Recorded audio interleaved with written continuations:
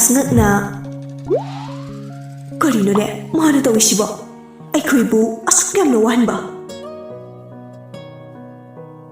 Ton perpep hana chatkre Rani na kupak na thakiba Ikai kiba nungai kidaba pumnamak Taina fong khangdraduna mawpada sauraga Nangsida kaidawino Avas na Ibaiga bullet obu tamamane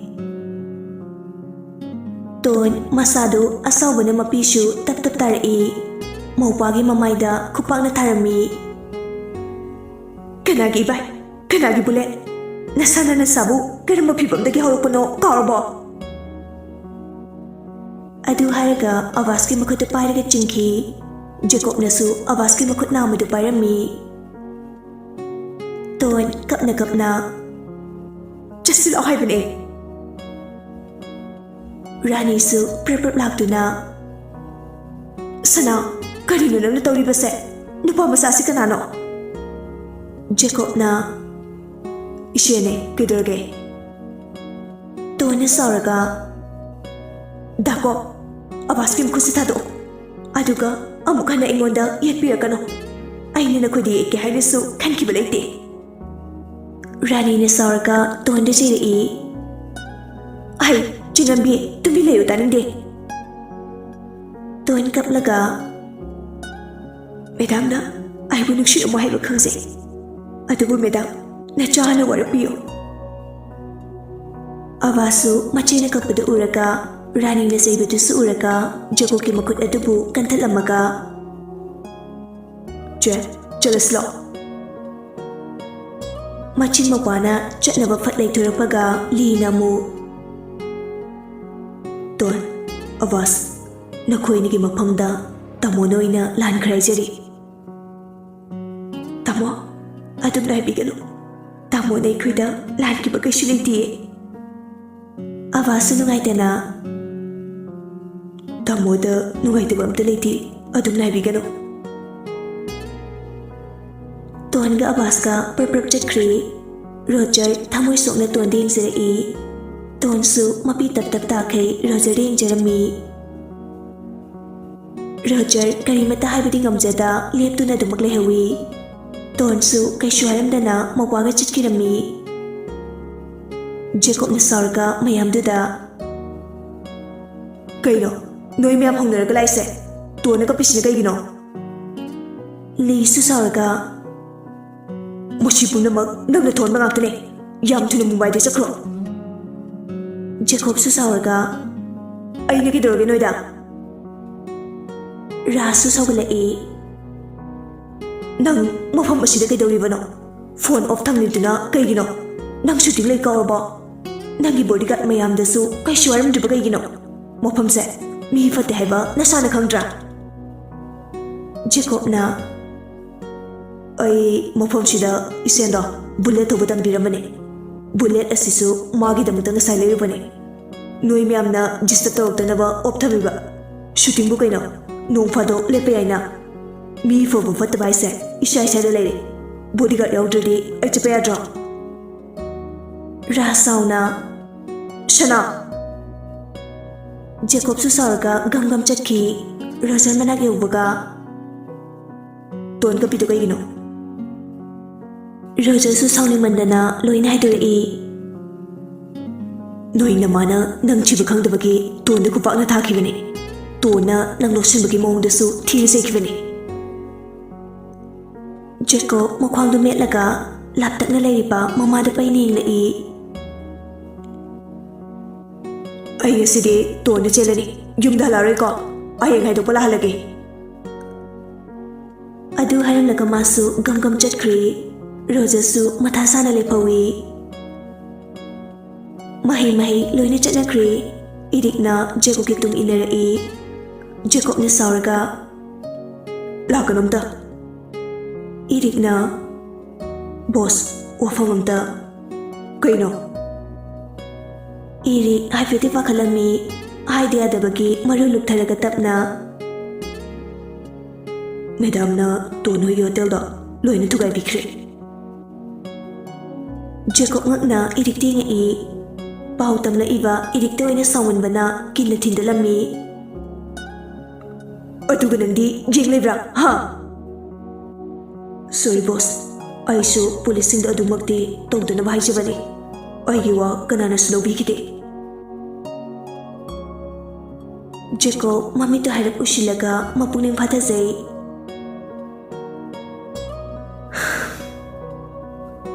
Ayim dahlarai hotel sulero. Tono hi manakta barada lerani. Aini darka leba khude loin harake. Ai tuminarkano. Oi boss. Jacob su gari do thawlaga chatkri. Maching mo padi khongna lakpanina Jacob na hana ton hoigi hotel manage urami. JCB na loina tugai biram laba hotel adu yenglaga Jacob mathayam na nungai jaramde. Jacob phone da loktoklaga switch on tawjai. Ngak ngairaba matungda ton da phone tawjarai. Adubu ton di phone paikalamde. Jacob na hanjin call tarasu ton di paibiraktre. Jacob marks adu upshalaga adaira koi chachalami. Koi di chikrizano. Ai bu mayim doina chatlursirane. Jacob na dumna to lakbra kuyeng lingayda Avas ka loina na lakpadu urami. Ton ka Avas ka hotel adu ubada ngakngeng do na layrami. Ton di angawi amagum kaplaga. Ima! Ima! Avasu kaptore i adai da leba mi khaida koi chenjelaga. Nine, aikoi madi hotel se kanana tugairami no. Ton makada phamtharaga kapi nupi amana police laaga thugairamani kari maramgino haibadi khangde. Ton kapna ine aikoi madi namadu wantharakpadagi mayam changduna asambigi hotel du pusinkhibani. Ton ga abaska purpur amu asambigi hotel adude changki. Mayam cha gyan darakduna phamlaga lairami. Ton na ima Avasna ima kaigino aikoi hotel thugairise. Mayam cha karimata khumde tumina dumaklei. Ton na mamagi manakta changsilaga ima Mayam cha nungaitaba hemankhibana sauraga chakro chalo nang aingonda ima korokano. Tanjaduda Jacob sula ibani Mayam cha na sairibadu tarami. Avasna ima kaino chetona kedorage. Mayam cha sauraga tonda fuba hori. Nang igi charo oktabi nang de chakro. Ton kaplaga ima kaino ima mathong maram khangdana noida ngasi tawriba mayam se kaino bam ta tadre.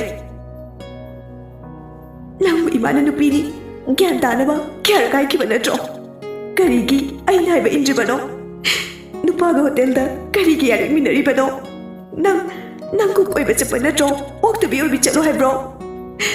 Amam athengbada migi macha police officer duka karigi toine chali bano. Aduda sunatana film star amaga so amu loine riba karigino. Nang oktabi Avasna saurga kana lori. Ima kaino nang ngorbo na chadu bo dumna haibadi mi kanana iche bu supidoino. Mayam cha makhada phamlaga amu kapthorei. Nang gyan takta loine tumme mutle na pasu nang gyan takta ni sikibado. Nang ne school da nupa amade kupa na tharubadagi nupa dugi imung manungna principal na takpani. Napado school da chatkibani maduda wakhal nungaitena gari do tawbadagi accident thokdana sikibani yumta kai takpi. Avasna ima chi on krwado amu hodo eba kaigino ichena nupaduda kupakna thakibado maram leitena thaba yabro. Nupaduna icheda koige na koitan tanabani ichena yadabani ada katu karan sum hinjalapadagi khupakna thakibani pumnamak adu oidunasu lairaba aikoigidi karabu lege madu khangna chatlona imana ke ara khaitro numitudagi natro ichena hotel yauduna icham chamna laikibase mamaida cream bow dai deke phajakraba masakse masana thawai nuaitabadagi kekidabani imasu loina khangiba natro kaigino nangna film star duga amuk puluriba ton kapna ima aina natiye tumile talinte hotel asisu nangi hatakta tukai biredana nupaga sanga tawganu haidro thangai singna nupa koibra su koida kaidowagi migi machada chaka tawige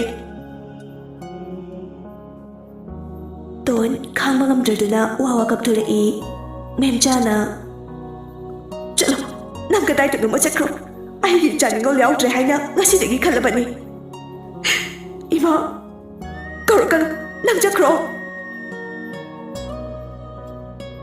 ton tak nau galai aduga cheke tawbaga avasna cheto ton su kapna mawadi ngamaga mapana thulai ek tholakpaga Jacob na makutu ta pairaga chingduna puki tona kapna kuchita do Jacob karimata kumde gari khamiba duki manaktamna porai mayamsu makoi anigi matawdudi yengnari nupa amana koino nupigi guda pairaga chingido Jacob karimata kumdabi adam tonba chingduna pui gari mafam hek yaubaga nupa ahum mari changdana koino masana yadaba nupi khudang pairaga chingira yam phawbra Jacob master set lagthurai nungai kidrida shooting tawbani kedorge mayam dungakna oh sorry bro I khadi khangludre Jacob na ailade noiside ton kaklo Tonsu upai leita gari de kakhatkre Jacob su nupa singdu de yenglaga harik nokshilami nupa singdu su good luck bro nupa manamu bro film aming haibiramo Jacob nokmi choose to collective marriage one nupa manamu Hindi film lo English film lo Jacob na Maitai meki film ne adu haraga Jacob gari da fatka khakre adu gari du sathaukhirami tona thawai nuwaitana mangduna leibadu uraga Jacob su kai haini kai doni khangamde tapna ton karimata khumlakte Jacob na oikhoi ni koidani machukhrisira ton tapna kakchingda sase kakchingda okay mabu khoide thinbiramo Jacob ngakna yaroi kaidi aishu ima hoiga saunaraga thorabani aikhoi ni puna kaidanu malerose mada aingamloi Jacob tasinade gaida dumak tharami Jacob ki folai kedage Rani na yumda prapalo imana harige thalakatra sana ima salakano aishu salakano char sarga ima gi chingte kumle se kaigiro ima gi mongduna ne nang nupi dune hena lubra tamode rozadagi yamwana mulibane sida mu imana e pepidai se kaigino sana imana fazana haringe sida yumdalo oi halaro heramadudi jagat phone dorkano imana noibu asukwana hotnaraga charlaga imada onkala ise kaigino haibane Machabodi, machabu sembai se, onu sani. Imada ngana sa semanati, miloina macha saung ba semna ringak tani. Sa nga po machabu laga chaung biyoi. Nang nan tak mera tawrak li basibu kanino. Nungsiba kang lupay, ay ka na ngau kalay, thangi singa sangdi. Aduna ngay tumi layo, ꯃꯤꯉꯣꯟꯗꯁꯨ ꯑꯦꯠꯄ ꯄꯤꯒꯅꯣ ꯅꯪꯁꯦ ꯑꯩꯅ ꯍꯦꯛ ꯄꯣꯛꯆꯕ ꯏꯆꯥꯅꯤꯀꯣ ꯀꯅꯥꯅ ꯅꯠꯇꯦ ꯍꯥꯏꯔꯒꯦ ꯃꯇꯝ ꯈꯔꯗꯤ ꯅꯃꯧꯒ ꯂꯩꯔꯨꯔꯒꯦ ꯗꯥꯏꯔꯦꯛꯇꯔꯗꯁꯨ ꯐꯖꯅ ꯑꯝꯇ ꯍꯥꯏꯀꯣ ꯁꯨꯇꯤꯡꯅ ꯂꯨꯕ ꯅꯠꯇꯦ ꯂꯥꯜꯂꯛꯇꯅꯦ ꯅꯨꯄꯤ ꯃꯨꯟꯅꯩꯁꯦ ꯀꯌꯥꯗꯅꯣ ꯌꯦꯡꯉꯨꯅꯦ ꯑꯩꯗꯤ ꯊꯋꯥꯏꯁꯦ ꯄ꯭ꯔꯣꯛ ꯄ꯭ꯔꯣꯛ ꯆꯥꯛꯑꯦꯗꯀꯣ ꯏꯃꯥꯅ ꯊꯣꯛꯍꯟꯕ ꯅꯠꯇ꯭ꯔꯣ ꯃꯤꯒꯤ ꯍꯣꯇꯦꯜꯗꯨ ꯀꯩꯗꯧꯕꯒꯤ ꯊꯨꯒꯥꯏꯔꯨꯏꯅꯣ ꯑꯩꯈꯣꯏ ꯍꯣꯇꯦꯜꯁꯨ ꯃꯤꯅ ꯊꯨꯒꯥꯏꯔꯝꯃꯗꯤ ꯏꯃꯥ ꯅꯨꯡꯉꯥꯏꯒꯗ꯭ꯔꯣ ꯅꯪꯅ ꯃꯐꯝꯗꯨꯗꯒꯤ ꯃꯥꯡꯈꯤꯕꯒꯤ ꯑꯁꯦꯡꯕ ꯍꯥꯏꯔꯛꯇꯕꯒꯤ ꯊꯨꯒꯥꯏꯕꯅꯤ ꯑꯩꯅ ꯃꯥꯡꯉꯒ ꯃꯤꯒꯤ ꯍꯣꯇꯦꯜꯗ ꯇꯥꯏꯅꯔꯤ ꯀꯩꯒꯤꯅꯣ ꯇꯣꯟꯒꯤ ꯃꯃꯥꯅ ꯐꯥꯎ ꯑꯩ ꯂꯥꯛꯑꯝꯃꯤ ꯈꯪꯉꯝꯃꯣꯏ ꯌꯥꯔꯦ ꯊꯝꯃꯣ ꯆꯀꯠ ꯆꯀꯠ ꯌꯥꯝ ꯇꯥꯅꯤꯡꯗꯦ ꯐꯣꯟꯗꯨ ꯖꯦꯀꯣꯕꯅ ꯁꯠ ꯀꯛꯊꯠꯂꯤ ꯇꯣꯟꯅ ꯀꯩꯗꯧꯕꯒꯤ ꯑꯕꯥꯁꯀ ꯂꯩꯍꯧꯔꯤꯅꯣ ꯑꯩꯅ ꯂꯥꯛꯑꯣ ꯍꯥꯏꯔꯝꯃꯕ ꯅꯠꯇ꯭ꯔꯣ ꯖꯦꯀꯣꯕ ꯍꯥꯏꯁꯤꯔ ꯍꯥꯏꯔꯣꯏꯁꯤꯔ ꯉꯥꯏꯍꯥꯛ ꯈꯟꯖꯥꯟꯅꯩ ꯇꯣꯟꯅ ꯑꯃꯨꯛꯁꯨ ꯃꯈꯥ ꯇꯥꯔꯛꯏ ꯑꯩꯈꯣꯏ ꯑꯕꯥꯁꯤꯁꯨ ꯑꯉꯥꯡꯅꯤꯅ ꯒꯥꯔꯤ ꯌꯥꯝ ꯄꯥꯝꯃꯤ ꯏꯃꯥꯅꯁꯨ ꯀꯣꯟꯅ ꯂꯩꯕꯤꯒꯦ ꯍꯥꯏꯔꯃꯛꯇꯨꯗ ꯂꯝ ꯍꯦꯜꯂꯦ ꯖꯦꯀꯣꯕ ꯁꯣꯔ ꯁꯥꯡ ꯍꯨꯟꯗꯣꯛꯂꯒ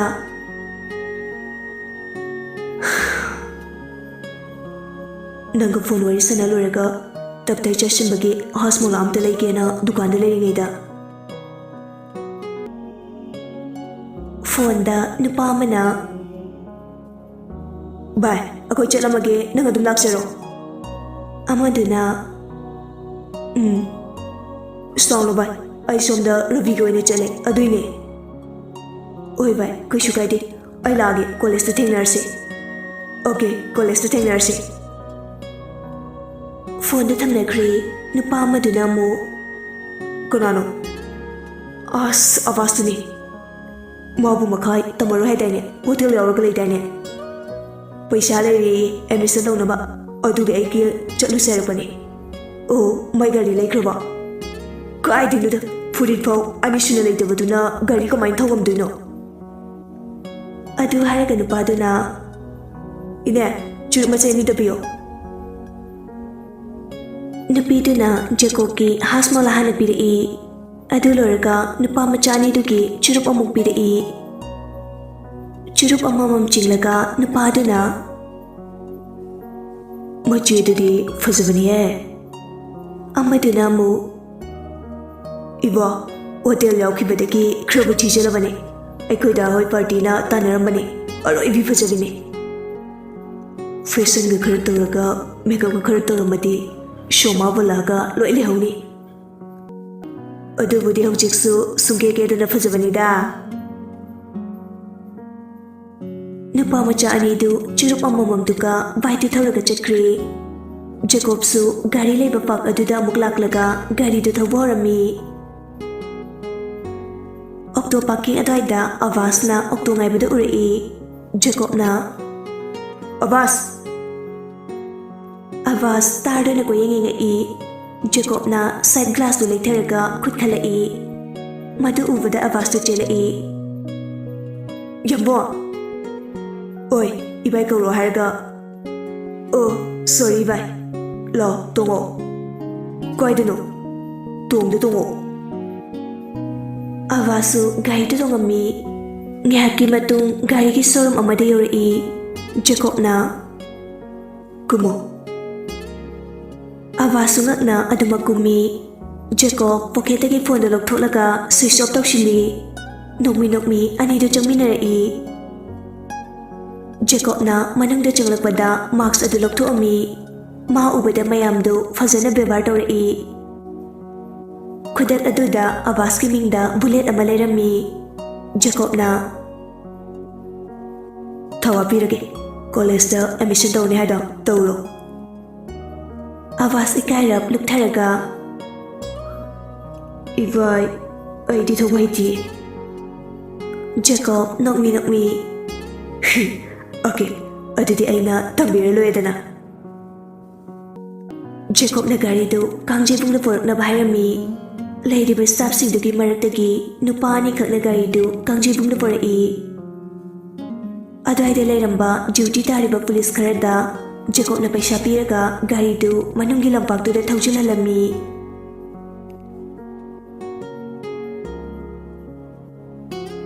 ꯇꯣꯟ ꯋꯥꯔꯤꯗꯨ ꯇꯥꯕ ꯂꯣꯏꯔꯛꯄꯗ मादी कायदगी पैसाना admission तौदोइबा इमादी पोटसु अमति योलौद्रिबने अइने टेबलदा 10K थनमने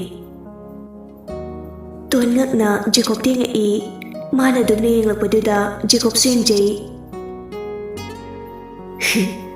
khre nungsiba phawra baise